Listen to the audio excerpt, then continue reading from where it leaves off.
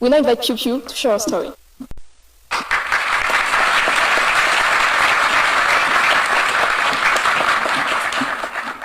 Mingalaba, bonjour à tous. Good afternoon, ladies and gentlemen. I am Pew Pew. Before I introduce myself, I would like to thank the Secretary General, Madame Jumalapali, the team Clement, Veronique, Diane, my friend Vivienne, and everyone here for giving me a chance to give a testimony at the opening ceremony of Clement 2025. It's an honor to be a part of this, especially when it's about rights and freedom. For I come from a country where millions of people don't have basic human rights or have the minimal freedom to discuss about this. I am a celebrity singer-songwriter-performer from Burma and a political refugee in France. Yes, I come from Burma, also known as Myanmar. I guess many of you haven't heard much about it because it's well hidden.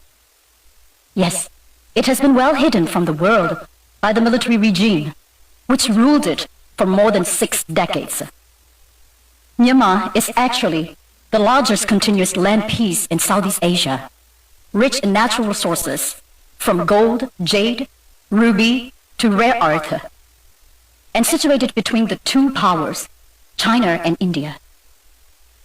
It is quite the same size as France, with a population of 60 million people. But unfortunately, only 50 million are inside the country. The rest 10 million are displaced outside due to the long history of civil war, political unrest, violations of human rights, lack of freedom, and different kinds of oppression caused by the military rule. And I am one of these 10 million. How did a Burmese celebrity artist end up as a refugee in France? At the dawn of the 1st February 2021, the first day of the parliament of our newly elected democratic government, my country has been seized by the comeback military coup, arresting our president, our state councillor Aung San Suu Kyi, and almost all of the parliament. It was followed by a huge uprising all over the country. A few weeks later, the junta started to gun down the peaceful protesters. I published a song called Tears on my social media with the footages of the violent crackdown of the peaceful protest.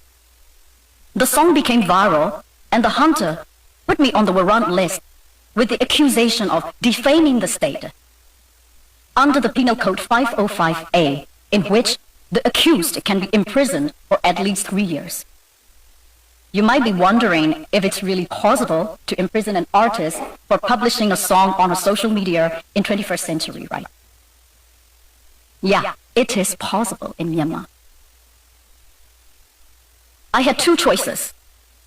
One is to apologize to the junta, appease with them, make a deal, not to involve in the politics again, and shut my mouth, pretend that nothing has ever happened in Myanmar, continue my career as a megastar, and let them use my image for their normalization propaganda to the world that everything is fine in Myanmar. Otherwise, I would get arrested and go to the notorious prisons of Myanmar. Another choice is to leave my successful career, my comfortable life, my wealth, my family, my home, my fans, everything I built and cherished for 20 years, to become a fugitive and end up in a third country like a nobody. I chose the second option because I couldn't shake the bloody hands of the junta who have killed and tortured thousands of my fans and my fellow citizens. My choice had huge risk and consequences, of course. Finally, I had no choice but to decide to leave my country and everything I cherish. In the darkness of the one rainy night, I mustered all my courage and crossed the river between Myanmar and Thailand on an old Michelin tire. Yeah, that Michelin tire. Well, that's how I ended up in Clermont-Ferrand, don't you think so? Well, that was a nightmare for me that night, actually. Then I hid in Thailand for a few more months until I received protection from France. But not everyone was that fortunate. Some of my fellow resistant artists got arrested, some imprisoned, and one famous musician got killed in the frontiers.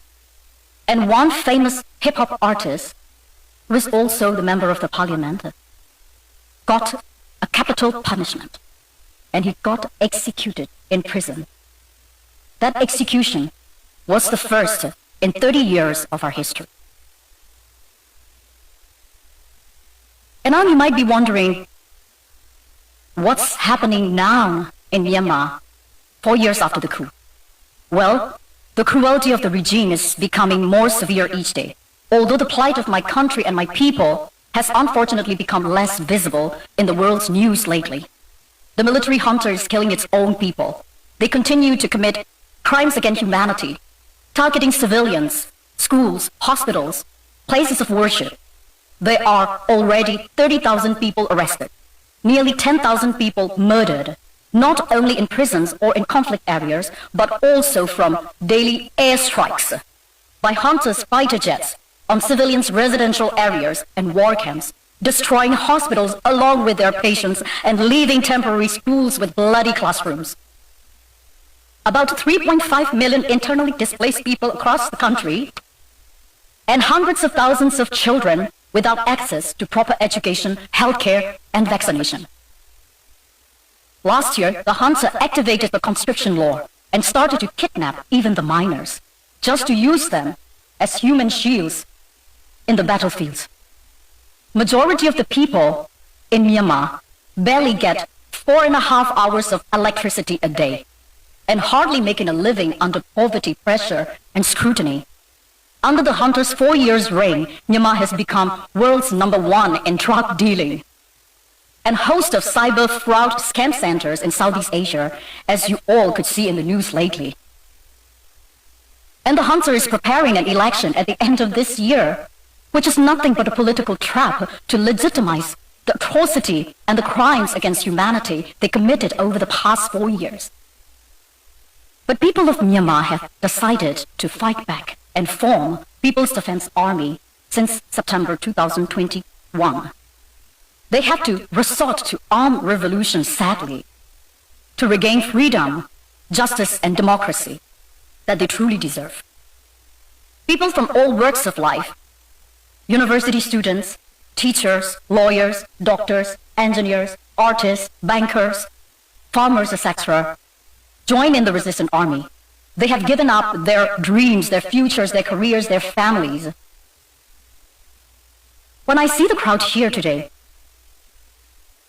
you remind me of hundreds of thousands of young people, as young as 17 and 18 like you, fighting in the jungles of Myanmar to get back their basic rights.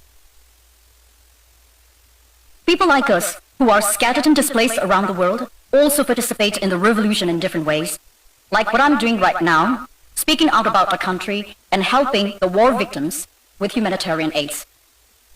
As an exile-resistant artist, I toured around the world since the end of 2024, singing fundraising charity concerts in London, Seoul, Sydney, Melbourne, and Tokyo to support the displaced people in war-torn areas, to unite Myanmar diaspora, and to increase the awareness of our forgotten war in the international scene. As a result of that, 4 months ago, the junta revoked my citizenship. Now I'm not only a nobody, I have no nationality and no citizenship anymore. But that's not gonna stop me. I will continue my fight. I will continue to speak out the truth to raise awareness of our forgotten country and our forgotten war. I will continue to do whatever I can. This chance of my 10 minutes testimony here means so much to me and to my people of Myanmar. Your presence, especially that of young people here, encourages us, and your attention ensures us that we are seen, we are heard, we are recognized, and that we are not forgotten. And I hope one day the peace and justice would return to my country. Thank you very much. Have a wonderful day.